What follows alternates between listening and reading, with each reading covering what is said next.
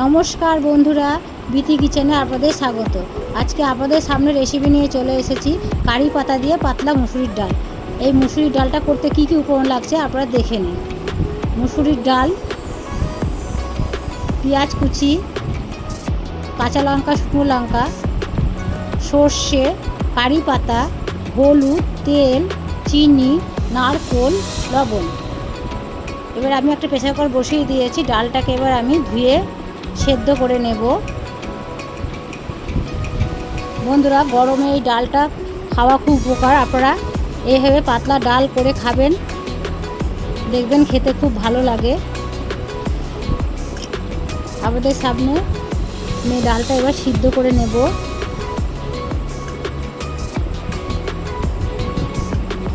এক চামচি লবণ দিয়ে দেব।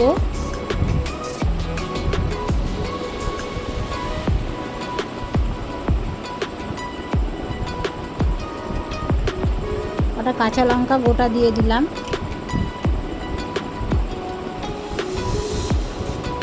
এবার ডালটাকে আমি সিদ্ধ করে নেব। কড়া একটা বসিয়ে দিয়েছি, গরম হয়ে গেছে। এবার আমি তেল দিয়ে দেবো, সর্ষের তেল দিয়ে দিলাম। শুকনো লঙ্কা ফোড়ন দেব। এক চামচি সর্ষে ফোড়ন দেব। কারি পাতা ফোড়ন দেব।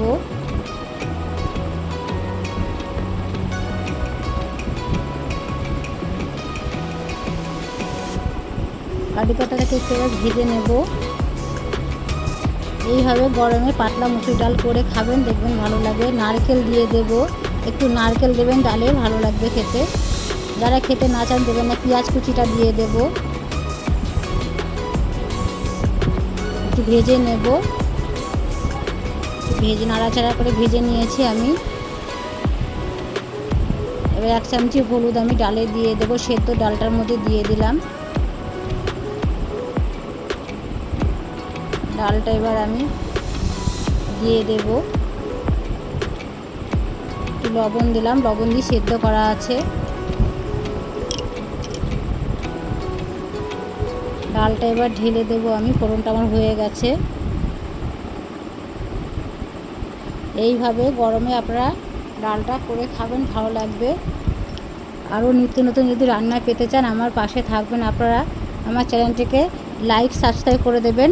আরও আপনাদের নতুন নতুন রান্না দেখাবো। আমার ডালটা দেখুন হয়ে গেছে। বন্ধুরা, আপনারা ভালো থাকবেন, সুস্থ থাকবেন। আজকের মতো ভিডিওটা এখানেই শেষ করছি। যদি ভালো লাগে দেখবেন। নমস্কার।